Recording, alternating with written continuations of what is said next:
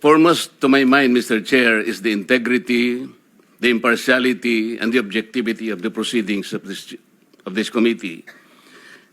Mr. Chair, you were interviewed on Billionario Channel by Ms. Pinky Webb. Basahin ko po, sabi niya, Senator Ping, para sa inyo, sino ba ang sabihin natin worth it or dapat na ikonsidera na state witness na ipasok man lang dito sa Witness Protection Program? And you responded, at this point between Diskaya and Bryce Hernandez, Mr. Chair, question is, does the chairman has the prerogative or the right to make judgment? No. That's my perspective, no? That's my personal opinion outside of the hearing or outside of this hall.